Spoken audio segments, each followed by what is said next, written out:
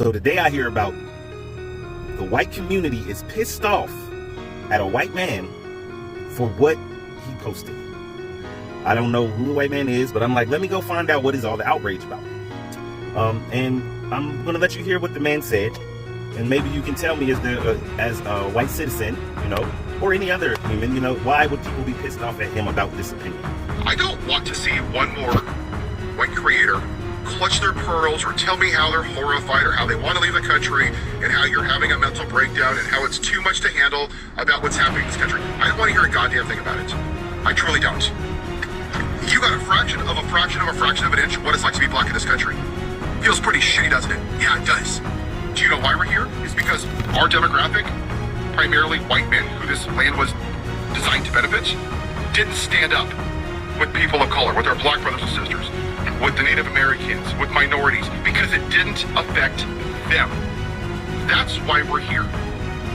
There is the class war, eat the rich, yes. This is about the original sin of this country. Make America white again, because that's what they want.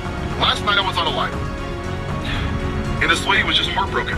She's like, I don't know, we had, 75 years of progress, and it's all being taken away. And I asked a question, and I think it's the right question. Was it progress, or was it just suppressed?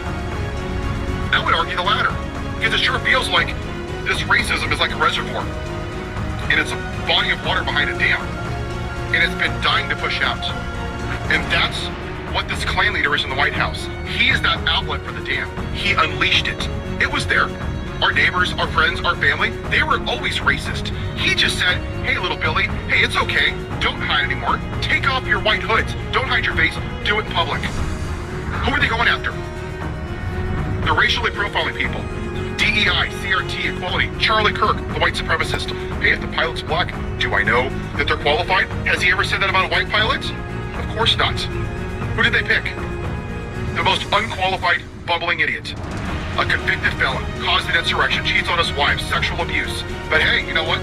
He's white. So when you see a lot of these evangelicals, because I see a lot of them in my family, middle-aged white, praise Jesus, praise Jesus. Yeah, you think Jesus wants a man like this? You think he's a great reflection? No. I'm going to tell you why they support him. Because they view, when you hear the phrase nuclear family or traditional family values or Christian nation, when was this a Christian nation again? I'm sorry, because I haven't heard one thing.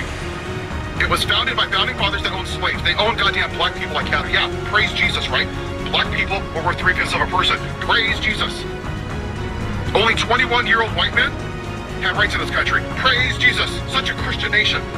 Every atrocity in this country and across the world has been done by a person with religion who has weaponized religion to push the white supremacy. That's it. Look at the Catholic Church. How many young men have been affected? And none of you Catholics stood up. You still go to church and give your tithes while they pay out billions of dollars in civil lawsuits because it didn't affect you, so you don't give a damn. Look at the Baptist Church.